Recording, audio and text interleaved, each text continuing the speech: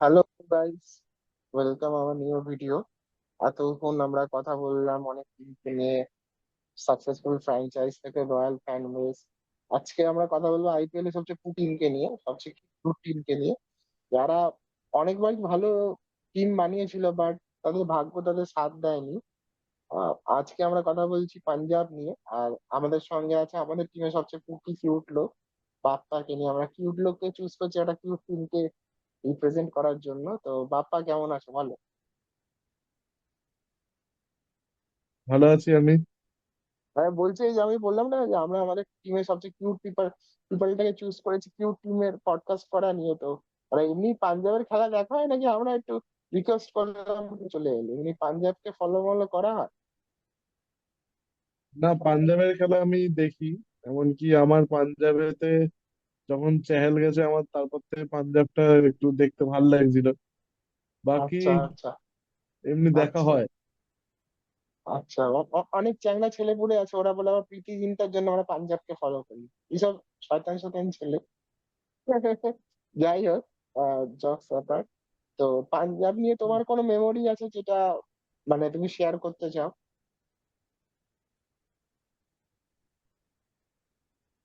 পাঞ্জাব নিয়ে আমার একটা মেমোরি আছে যে তোর, আমি আগেই বলেছিলাম যে আমি ক্রিস গেলের ফ্যান ছিলাম। তো পাঞ্জাব একটা কারোর সাথে একটা ম্যাচ ছিল। এবার আমার ওপোনেন্ট টিমটা মনে পড়ছে না। ম্যাচটা সুপার ওভারে গেছিল, তারপরে সুপার ওভারও ড্র হয়েছিল। দেন সেকেন্ড সুপার ওভারে আরেকটা, যখন আরেক ওভারের খেলা হচ্ছিল তখন ক্রিস গেল খুব ভালো মতো মেরেছিল। কত, 8 না 12 রানের টার্গেট ছিল। ওটা ক্রিস গেল 3 বলে করে দিয়েছিল। তো ওই ম্যাচটা আমার খুব ভাল লাগে। এন্ড ওই সময়কার ক্রিস গেলের ব্যাটিংটা আমার খুব ভাল লাগে পাঞ্জাবের হয়ে। তখন আরসিবি ছেড়ে মানে পাঞ্জাব জয়েন করেছে, তখন রাহুল, ক্রিস গেল এরা একসাথে খেলতো তখন পাঞ্জাবের হ্যাঁ, জন্য। এবার পাঞ্জাবের যদি কথা মনে পড়লে আমার মনে হ্যাঁ, পড়ে হ্যাঁ, সেই হ্যাঁ। 2014 ফাইনালের কথা, যেখানে আমরা ওদের হারিয়ে কলকাতা সেকেন্ড টাইটেল জিতেছিল। তবে সেই শাহরুখ খান পাঞ্জাবের জামা পরে নাচছিল। যাই হোক, তো এবারে পাঞ্জাবের স্কোয়াড নিয়ে তোমার কি ধারণা? কিরম স্কোয়াডটা লাগছে? অনেকটাই শক্ত স্কোয়াড, এবারে ভালো স্কোয়াড। এবারে আমার পাঞ্জাবের স্কোয়াড দেখে মনে হচ্ছে যে ওরা এবারে আনক্যাপ প্লেয়ার বা ইয়াং ট্যালেন্ট যারা আছে তাদের উপরে বেশি নজর দিয়েছে এবং ইনভেস্ট করেছে। এটা ছাড়া এটা বলা যায় যে পাঞ্জাবের কাছে এক্সপিরিয়েন্স ফরেনার আছে, আর তোর নিউ ট্যালেন্ট ওয়ালা ইন্ডিয়ান প্লেয়ার আছে। নাইস পয়েন্ট, এবং নাইস পয়েন্ট। কয়েকজন আছে যারা যারা পুরনো তোর এক্সপিরিয়েন্স আছে। যেমন শ্রেয়াস আইয়ার, তো কলকাতায় খেলতো, তারপরে পাঞ্জাবে গেছে, এখন কলকাতাকে ভালো মতো যখন টেনেছে তো পাঞ্জাবকেও তুলে নিতে পারে এবারে। হুম, আগের বার কলকাতায় কাপ জিতিয়ে হতে পারে, এবার পাঞ্জাব জিতে যেতে পারে। হুম, তাছাড়া চেহেল একটা ভালো স্পিনিং অ্যাটাককে লিড করতে পারে। হুম। এবং ওটা ছাড়াও তোর আরো অনেক রকমের ফরেন প্লেয়াররা এসছে যারা পাঞ্জাবের টিম আছে। ম্যাক্সওয়েল ফেরত এসছে পাঞ্জাবে। তার উপরে মার্কাস স্টয়নিস আছে। তার উপরে আজমতুল্লাহ ওপিটি ওমর ওপি। জাই ট্রফিতে ভালো বোলিং করেছে। তো আমার মতে পাঞ্জাবের টিম ভালোই আছে, ওদের কাছে এক্সপিরিয়েন্সও আছে, এন্ড ওদের কাছে যে নতুন প্লেয়ারদের জোশ থাকে ওটাও আছে। এবার স্টার্টিং ইলেভেন কি হবে, কি মনে হচ্ছে? আমার যতদূর মনে হচ্ছে স্টার্টিং ইলেভেনে ফার্স্টে তো ক্যাপ্টেন শ্রেয়াস আইয়ার। ওপেনিং করবে? তারপরে, হ্যাঁ, ওপেনিং করবে না, আমি এটা নর্মালি বানাচ্ছি যে তোর কি যেরকম ইলেভেন হবে ওপেনিং হিসেবে ওটা ওদের ডিসিশন হবে না। আচ্ছা, না না, মানে ওপেন থেকে আমি বলছি যে কারা ওপেনিং করবে, কারা কি করবে।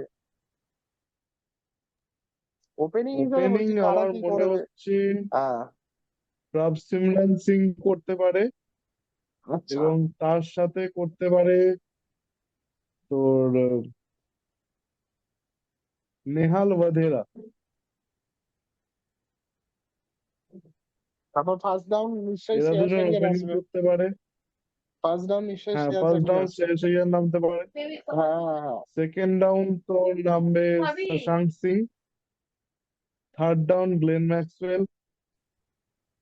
ফোর্থ ডাউন মার্কাস স্টয়নিস, তারপর ফিফথ ডাউন আজমতুল্লাহ ওমারজাই বা মার্কো জনসন, দুজনের মধ্যে যাকে খেলাবে সে। আমার এরকমও কয়েকটা আছে, যেরকম আমি 11 ভেবেছি, ওতে কয়েকজন আছে যাদের অল্টারনেটিভ আছে, যে একটা পজিশন হিসেবে একে নেওয়া যায়, একটা পজিশন হিসেবে একে নেওয়া যায়। তারপরে জশ ইংলিশকেও নিতে পারে যদি পাঞ্জাবের মনে হয় যে ব্যাটিংটা উইক হয়েছে বা অনেক রান চেস করতে হবে, তো ইংলিশকে নিতে পারে, আর না হলে লোকি ফার্গুসন খেলতে পারে ওর জায়গায়। দেন তারপর three bowler Arshdeep Singh, Chahal and Harpreet Brar.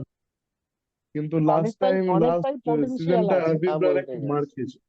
অনেকটাই পটেনশিয়াল হ্যাঁ, আছে কিন্তু হরপ্রীত এবার ব্রারের কাছে ও হরপ্রীত। উইকেট নিয়েছে ভালো। হুম হুম আরসিবি হুম। কে কোহলিকে মনে আউট করেছিল, ও উইকেট নিয়েছে, কিন্তু কয়েকটা ম্যাচে ও মারও খেয়েছিল। তো ওরও একটা ওটা রিপ্লেসমেন্ট তো রাখতে পারে, বিজয় কুমার বাইসাক না কি আছে একটা প্লেয়ার, ওর সারনেমটা আমি বলতে পারি না, বিজয় কুমার, ওইটুকুই বলে দিচ্ছি।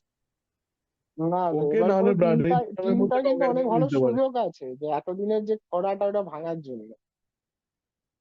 এত সুন্দর হ্যাঁ, টিম ওরা কিন্তু এটা অনেকের নেই। টিমটাকে ভালো মতো গড়ে নিতে পারে, কারণ ওদের বোলিংও এখন ভালো হয়েছে। ওদের বোলিং এ যেরকম অ্যাটাক দেখা যাচ্ছে, ওদের যারা যারা তোর অলরাউন্ডার রয়েছে সবাই কিন্তু ভালো ফর্মে রয়েছে। ওমার জাই তোর আফগানিস্তানের হয়ে ভালো উইকেট তুলেছিল চ্যাম্পিয়ন্স ট্রফিতে।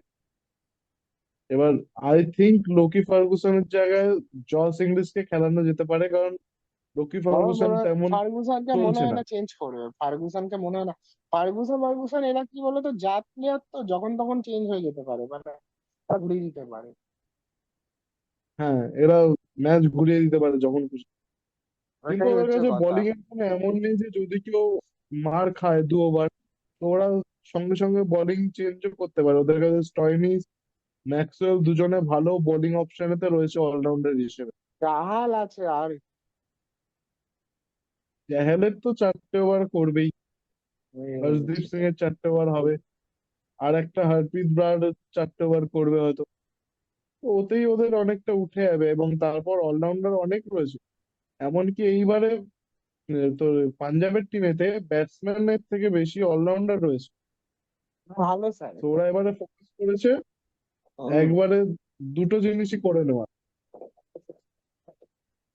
এ, কিছু উইকনেস মনে হচ্ছে, মানে সবকিছু ভালোর মধ্যেও কিছু উইকনেস, এটা নিয়ে চিন্তা হচ্ছে যে এই জায়গাটা টিমটা প্রবলেমে পড়তে পারে।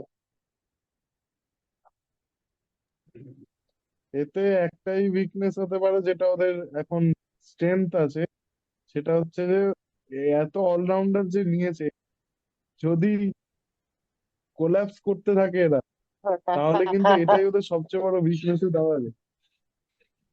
বুঝেছি বুঝেছি, 9 পয়েন্ট, এটা খুব সুন্দর পয়েন্ট। তো লাস্ট প্রশ্ন, যে কি মনে হয় কততে ফিনিশ করবে? আই থিংক পাঞ্জাব এবারে ফিফথ বা সিক্সথ তে ফিনিশ করতে পারে।